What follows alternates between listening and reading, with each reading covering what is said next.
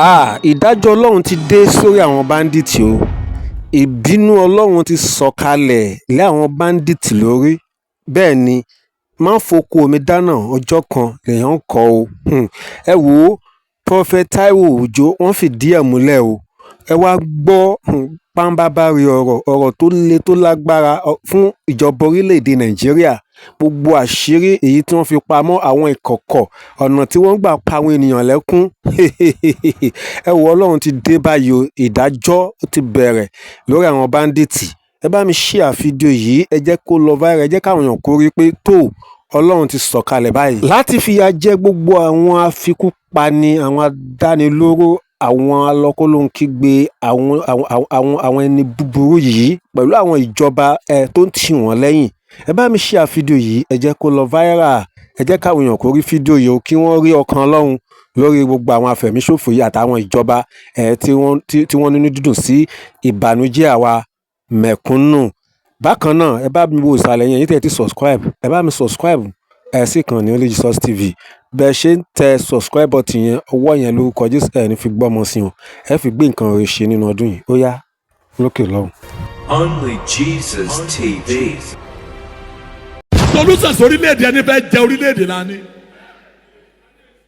Orílẹ̀-èdè yìí ń sunkún. This nation is crying. Àwọn ọmọ kéékèèké ń sunkún. Children are crying. Àwọn àgbà ń sunkún. Adults are crying. Àwọn ọkùnrin ń sunkún. Men are crying. Àwọn kan ń gbomi lójú wa. People are questioned to shelters. Gbogbo lọ́wọ́ ní ogun orílẹ̀-èdè. Whoever hand in the battle of this nation. Lórúkọ Jésù. In the name of Jesus. Olúwa máa gbẹ̀san lára wọn.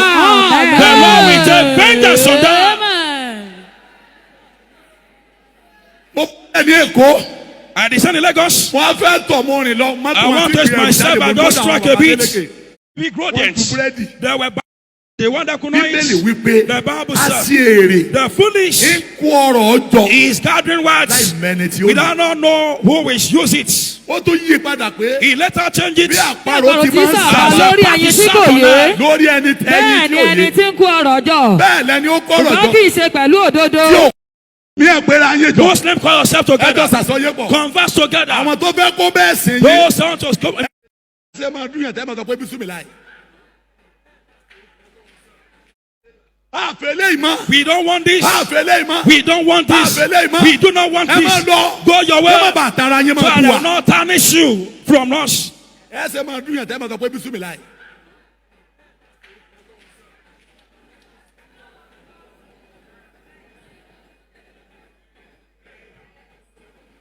Ẹ lọ bá wọn. Go and Tó meet bá jẹ́ them. pé lóòótọ́. If truly Olúwa lẹ̀ ń sìn. you are serving Bẹ́ẹ̀ God dẹ̀ ń ṣe é fọlọ́. and you are doing Ẹ for lọ God, ṣàtúnṣe. go and make Ẹ yé amendments. bàbá nú Olúwa. Our fathers in the Lord, Ẹ gbéra wájọ sà. get ourselves together. Gbogbo eléyìí tá à ń ṣe kiri yẹn. All what we are doing, Wọ́n fẹ́ ṣe eléyìí, wọ́n rí ọ̀bẹ bẹ̀ tí ó wò mí sà. look us up. Ó mà ṣe o. Ẹyin kan bẹ̀, ẹ dẹ̀ ń rí wọn. Ẹ dẹ̀ jọ ń sọ̀rọ̀. You are both Ẹ dẹ̀ seen sòótọ́. Ẹ jìyà lọ́wọ́ They Ọlọ́run. will suffer in God's presence. Ẹ ń rí wọn. You are seeing them. Ẹ ń bá wọn You are sọ̀rọ̀. conversing them. Wọ́n ń bá yín They sọ̀rọ̀. are talking to you. Ẹ dẹ̀ sòótọ́ You fún wọn can't pé tell them the truth. ara ní àwọn èèyàn. People have been Ẹ oppressed. ṣe ṣe báyìí. You cannot do this. Ẹ ṣe ṣe báyìí. Why can't you do this? Nehemiah. Ó Nehemiah, wà láàfin. he was in the Wọ́n bí palace. lọ́wọ́. He was in the Ó palace. sunkún. He was crying Nítorí odi Jerusalem. because of the Ó wall of wá Jerusalem. mọ odi He came Jerusalem. to raise the wall of Ó tún Jerusalem. ṣe He repaired pẹ̀lú it omijé lójú. with tears. Ẹ̀yin. But you, Ayé ń sìn gbogbo orílẹ̀-èdè ń sunkún ẹ̀yìn rẹ́rìn. the whole world is crying, but you are smiling. Ó mà ṣe o. What a pity. Nígbà tí mo gbọ́ ọ̀rọ̀ wọ̀nyí, mo jókòó, mo sunkún. Mo ṣọ̀fọ̀ ní iye Ó ọjọ́. s- Mo gbàwẹ̀. Mo gbàdúrà níwájú Ọlọ́run ọ̀run. Mo wí pé èmi bẹ̀bẹ̀ lọ́dọ̀ rẹ Olúwa tí ó tóbi tí ó sì ní ẹ̀rù. Nípa májẹ̀mú mọ́. Tẹ etí rẹ sílẹ̀ nísinsìnyí. Ó bẹ̀bẹ̀ Yes, sir. fún orílẹ̀-èdè rẹ̀. Kò sí ẹni tó fẹ́ bẹ̀bẹ̀ fún wa. No one to intercede for Ó mà us. ṣe o. What a pity. Gbogbo àwọn ògùn ọ̀la. Our future Ojú wọn ti glory rí ìrìkúrì. has been Wọ́n ti exposed jí to àwọn something míì lọ. questionable. Some as Wọ́n gbà kidnap, wá wá ajínigbé wá ń jínigbé kí. kidnappers are kidnapping Wọ́n á party. gbélé wọ́n á gbélé. They will kidnap his Ìjínigbé service. kò tiẹ̀ wà ní ìtumọ̀ mọ́. Kidnap is Wọ́n wá not ń pa àwọn èèyàn bí ẹran. People are being Ẹ sì slaughtered. dájú lẹ̀. And you Ẹ are dẹ̀ there. sọ̀rọ̀. You don't Ẹ say lè sọ̀rọ̀. Ọlọ́run tó dá wa God yóò has dá. created. We judge us. Ara ní àwọn èèyàn. People are being oppressed. Àwọn ènìyàn ń sunkún. People are crying. Ó ti tó gẹ́. It's enough. Ó tó gẹ́. Enough is Ó tó enough. gẹ́. Enough is Ẹ̀yin náà. enough. You also Bẹ́ẹ̀ wò mí. look up to me. Ìwọ náà. You also, Bọ́ ọ bá torí owó dìbò. if you vote because of Ọlọ́run money, máa dà fún ọ. God will judge you. Hey, Torí bẹ́ẹ̀ bá ti fún ọ ní 5,000. once again 5,000. Bẹ́ẹ̀ ni wọn náà ń ta ojú ayé rẹ̀ Also, dànù. you are jumping up. You go and cast your votes. Ó ṣe ní ẹ̀rí ọkàn. Where God have a Wọ́n conscience. ṣe sọ fún ọmọ That àfihàn one tí time ọ. we torture you as Tí well. wọ́n ń ṣàjẹ́ fún ọ And láì they sẹ́ran. explain it to you, sir. Ó lẹ́rìí ọkàn ni. Why don't you have a conscience? Níjọ́ òní tẹ́ fẹ́ dìbò ó mọ You yóò tó don't say I gbà. want to cast election. Ó gbowó lálákíá ó tó You gbà collect money tọ́gẹ̀tì. in Alakia. Ìyá rẹ̀ ló ń jẹ. And that's the consequence that you are facing now. Hey, Ìyá rẹ̀ ló ń jẹ. that's the consequence that you are facing. Because Nítorí ó lẹ́rìí ọkàn. you don't have a conscience. Orílẹ̀-èdè mọ̀tìmọ̀tì ti You máa are rà bò. saying, All president choose your choice ìdìbò. Èmi ò mọ tó débẹ̀. I don't know why. Ẹ sà Yes, sir. kí ọkọ àti ìyàwó. Purpose. Kẹ́sù àsọyépọ̀. That should both reach together. Ọ̀rẹ́ àtọ̀rẹ́. Friends together. Kẹ́sù àsọyépọ̀. Let's converse together. Nítorí ẹ̀. Because of Láti that, ní community. we have a community. Lálọ́ọ̀dù community The land kọ̀ọ̀kan. of the community. Kẹ́sù àsọyépọ̀. Let's reason together. Nítorí ẹ̀. That was why Láti ní local government. we have local Àwọn governments. chairman local government. Chairman local government as Kẹ́sù well. àsọyépọ̀. Let's reason together. Kí kálukú ó jókòó. Let them sit down Káronú pé. and think Kí la about fẹ́ it. ṣe. What should we Nítorí do àwọn ọmọ wa. because of our children? Bẹ́ẹ̀ ni sà. Yes, sir. Ó ní bẹ́ẹ̀ ni mo kéde àwẹ̀ He kan. said, therefore, announce the Bí fast etí odò Áfà. by river of Alpha Láti ṣàwárí ọ̀nà tó to tọ́. seek the right Fún way àwa. for Àti us fún Àti ẹran wa. and our Àti children. àwọn ọmọ wẹ́wẹ́ wa. And Àti fún our gbogbo children, ìní our wa. flocks. Ohun ìní wa ń ṣègbé. Ayé wa gbọ́ òde. Our life is not Nínú secure. wàhálà náà wà. Ewu la fi ń jáde. We are going out in Ewu la dangers. fi ń wọlé. We return back in dangers. Ọ̀sìn kéésì ọ̀tí tó bá tó wọnú igbó. Wọ́n ń wọlé lọ gbé ẹlòmíì. They are Wọ́n ń kidnapping gbẹ̀yẹ̀ ń gbòòrò Ìbàdàn bí. People are being kidnapped in Ọ̀gá. the town. Master, Gbogbo owó ẹjẹ́ àṣàṣọyépọ̀. let us reason Ẹjẹ́ together. àṣàṣọyépọ̀. Let's reason together. Amos 3:3. Amos literally. Can two work together? Èèyàn méjì á Ẹni lè méjì lè rìn pọ̀. rìn Except they agree. Kò Yes, sí sir. fún wọn rẹ. Ẹjẹ́ àjọ jókòó. Let's sit down Kẹjọ together sọ̀rọ̀. and converse. Èèyàn méjì á lè Two rìn people pọ̀. can then work Láì jẹ́ together pé wọ́n rẹ̀. unless they Bí agree. ìrìn èèyàn mẹ́tọ̀ ọ̀bá ti bá láàfin àdáni. Ẹjẹ́ kálukú. Ẹ yóò mọ láì dá. People did not know that's a Nítorí ẹ̀yin gẹ́gẹ́ dákẹ́. because you are Wọ́n bá silent. jẹ́ kankan lẹ́gbàá. If there's something that you collect, Tí ò jẹ́ sọ̀rọ̀. that get you Ẹ dá muted, padà. return it back to them. Ọjọ́ ló ń fẹ́ ṣe. What God wants to do O ní ọ̀sẹ̀. is what God will There do. are many invitations governor to come visit me. Mi lọ bí kankan rí. Èmi ò lọ. I won't go and grace Èmi an ò lọ. invitation. Ìwà bí Ọlọ́run. Godliness Pẹ̀lú ìtẹ́lọ́rùn. and contentment Èrè ńlá. is a great gain. Ọ̀gá. Master, Ayé ń sunkún. the world is crying. Ara ń dín àwọn ènìyàn. People have been oppressed. Ara ń dín àwọn ènìyàn. Men have been oppressed. Ẹjẹ́ àṣàṣọyé Let's pọ̀. converse together. Àìsáyà 41:1. Isaiah 41 verse Ó ní 1. jẹ́ kí àwọn èèyàn súnmọ́ tòsí. Dákẹ́ níwájú mi. Ẹ̀yin erékùṣù. Ẹ̀yin erékùṣù. Jẹ́ kí àwọn èèyàn tún agbára wọn ṣe. Jẹ́ wọ́n tágbára wọn Jẹ́ ṣe. kí wọ́n súnmọ́ tòsí. Ẹ wá tòsí. Nígbà náà ni kí wọn kí ó sọ̀rọ̀. Ẹ sọ̀rọ̀. Jẹ́ kí ájúmọ̀ Kálukú súnmọ́ sọ tòsí. ti ń bẹ nínú ẹ̀ láàrin ara wọn.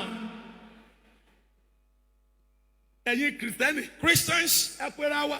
let's call Ẹ jẹ́ ourselves àṣàṣọyé together. pọ̀. Let's race together. A lè kọ̀ntínú báyìí. We can't continue Ẹ̀yin like this. Mùsùlùmí. Muslim, Ẹ pè pàdé. call a meeting. Ẹ ṣàṣọyé pọ̀. Converse together. Bàbá jẹ́ inú wa làwọn kàndá wà. Yes, sir. Ẹ jẹ́ ayọ̀ wọn sọnù. Let's remove Ẹ them. jẹ́ sọ fún wọn pé. Let's tell them. Àfẹ́ nǹkan báyìí. We don't want this like this. We don't want this like this. We don't want this like this. If it's Muslim, Ẹ pè wọ́n. call them. Àfẹ́ nǹkan Tell them we don't want this. We don't want this like Ẹ this. lè máa kọ́ bàǹtí ọ̀dà. You cannot exhibit evil characters. Ìlú yìí ń ké. This country is Ara crying. ní àwọn èèyàn. People have been Wọ́n oppressed. ti ẹ̀ lépa pé kí làwọn rí jẹ mọ́. Wọ́n sàn lépa ẹ̀mí wọn. They are after our lives. Pé ká mi àwọn olè dè. Ẹ gba àwọn bad news every day. You hear bad news on daily Kí ló basis. lè tó bẹ́ẹ̀? Why? South Africa ń bẹ̀ wọ́n. South Wọ́n Africa. ní àwọn ọmọ Nàìjíríà náà kùnà. Nigerians have been flogged Ẹ má mercilessly. lọlé. Go back to your country. Àfẹ̀yìn mọ́. We don't want you Ó here. láwọn wàlé. They're not going Ìlú ọ̀rọ̀ gbọ́. But home is not secure. Bẹ́ẹ̀ ni sà. Yes, sir. Àwọn kan bẹ. People are Ní Kútọ́nù ń bẹ̀ in Cotonou Ní there. Ghana. In Ghana. Asá àfọ̀n We káàkiri. all spread Bí abroad. àgùntàn tí ò lólùsọ. Like shepherd with us. Nítorí ìyẹn wọ ilé. Because famine has entered the town. Gbogbo orílẹ̀-èdè. All the nations. Ẹ jẹ́ àṣàṣọyé pọ̀. Let's come together and reason. Àṣàyà 43 náà. Isaiah 43 verse Jẹ́ kí 9. gbogbo àwọn orílẹ̀-èdè sára wọn jọ Ẹ pọ̀. tara yín Kí jọpọ̀. àwọn èèyàn péjọ. Ẹ péjọ. Ta ni nínú wọn Ẹ tí ó lè jẹ́ ṣe àjọ èyí? ṣàṣọyé pọ̀. Let us reason Gbogbo together. ẹ̀yọ́ ẹ pẹ̀rẹ̀ ayé. Call yourself together. Ẹ lọ pẹ̀rẹ̀ ayé.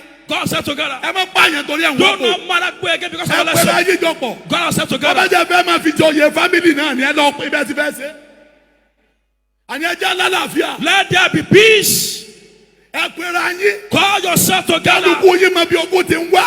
Yes, sir. ẹ dẹ̀ mọ bí ogun ti ń dìde. You know where about to gbogbo start àwọn from. ajínigbé yẹn All mọ̀ the pa. kidnapper that ẹ you know. invite ara yín jọpọ̀. Invite yourself together. ọ̀rọ̀ Talk together. kálukú ó kìlọ̀ fún báńdì ẹ̀. Let them warn their own bands. ẹ béèrè pé kí lẹ fẹ́. Ask them what did they ẹ want. kú nílùú ẹ máa lọ. Go leave our ẹ town. bá wa léwo kú ẹ̀jẹ̀ wa já nísìnyí. Let there be gbogbo peace. àwọn ogun ọ̀la wọ́n ń sunkún. People are crying. wọ́n ń sunkún. People are crying. gbogbo àwọn èèyàn ń kígbe. Everybody are screaming. wọ́n wá sọ mílíọ̀nù di kọ́bọ̀. ọgbà lọ mú 50 million wa. ẹni tí yóò ṣiṣẹ́ kan 500,000 láì tẹ́lẹ̀ ó mú 50 million wa. ẹ jọ. Please ẹ ṣàánú wa. have mercy on àwa us. náà mọ̀ pàtì aṣọwọ́ We yín. know that we are stuck in your hands. ẹ jọ. Please, for God's ẹ sake, pàdé. please ẹ yọ̀ǹda wa. release us kó tó di pa bẹ́lọ̀ntì. before we beg God against you. torí kò ní rọrùn. It won't be easy at all. a máa kígbe orúkọ You yín will ni. be crying the name of Jesus. a sì máa bẹ́lọ̀ntì You will yìí. be begging God ó against sì you. tó gẹ́. It's enough.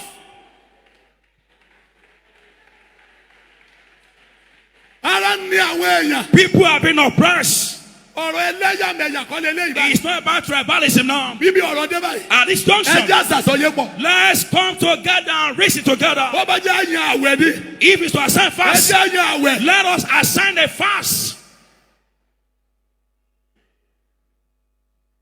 ẹ sàsọyé pọ̀. Converse together. sẹ́ẹ̀rí ẹ̀yin olóṣèlú tẹ̀ ń bẹ lọ. ẹ má kọ́kọ́ tí ń Politicians, ṣẹlẹ̀. you know ó what's yí ẹ̀yin ju àwa lọ. You understand better than we. ohun tó kẹ́ dùn mí làwọn bàbá bàbá tí ọba yín wí. What pains me is our Father that is not scolding you.